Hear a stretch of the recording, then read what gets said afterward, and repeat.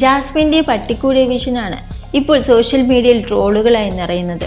ഇത്രയും മോശപ്പെട്ടൊരു എവിക്ഷൻ ആ മത്സരാർത്ഥിക്ക് കൊടുക്കണമായിരുന്നോ എന്നാണ് പ്രേക്ഷകർ ചോദിക്കുന്നത്.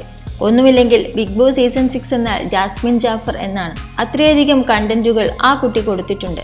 അപ്പോൾ മാന്യമായ ഒരു എവിക്ഷൻ കൊടുക്കായിരുന്നു എന്നാണ് പ്രേക്ഷകർ പറയുന്നത്.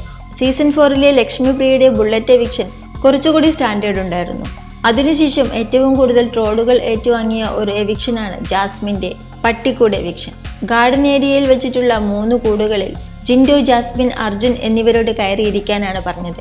പിന്നീട് ഹൗസിലേക്ക് വരുന്ന കുറേ മല്ലന്മാർ അവർ ഒരാളെ തൂക്കിയെടുത്ത് പുറത്തേക്ക് കൊണ്ടുപോകും.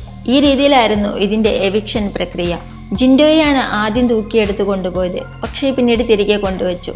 ഇതുപോലെ അർജുനെയും ജാസ്മിനെയും എല്ലാം പലതവണ തൂക്കിയെടുത്ത് കൊണ്ടുപോവുകയും പിന്നെ തിരികെ കൊണ്ടുവയ്ക്കുകയും ചെയ്യുന്നുണ്ട്. ഒരുപാട് നേരം കഴിഞ്ഞപ്പോൾ ജാസ്മിൻ്റെ തനി സ്വഭാവം പുറത്തു വന്നു. ഒന്നെങ്കിൽ എടുത്തോണ്ട് പോ, അല്ലെങ്കിൽ ഞാൻ ഇറങ്ങിപ്പോകുമെന്ന് ജാസ്മിൻ അവരോട് പറഞ്ഞു. കുറെ നേരമായി, എന്തോ ഇത്, മനുഷ്യന് ദേഷ്യം വരുന്നു എന്ന് ജാസ്മിൻ പറഞ്ഞു. പിന്നെയും കുറച്ച് കളിപ്പിച്ചതിന് ശേഷമായിരുന്നു ജാസ്മിനെ മല്ലന്മാർ തൂക്കിയെടുത്ത് പുറത്തേക്ക് കൊണ്ടുപോയത്.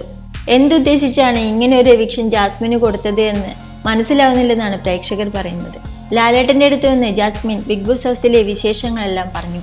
ഒരുപാട് തമാശയും ചിരിയുമെല്ലാം ഇഷ്ടപ്പെടുന്ന ഒരാളായിരുന്നു താൻ.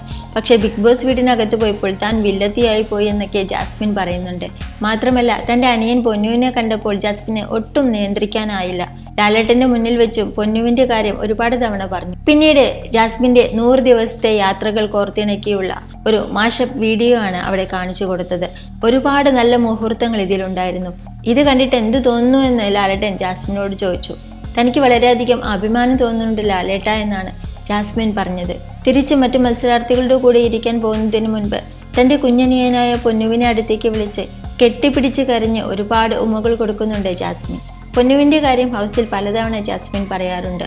അത്രയും ഇമോഷണലി കണക്റ്റഡ് ആണ് ജാസ്മിൻ അനിയൻ പൊന്നുവുമായിട്ട്.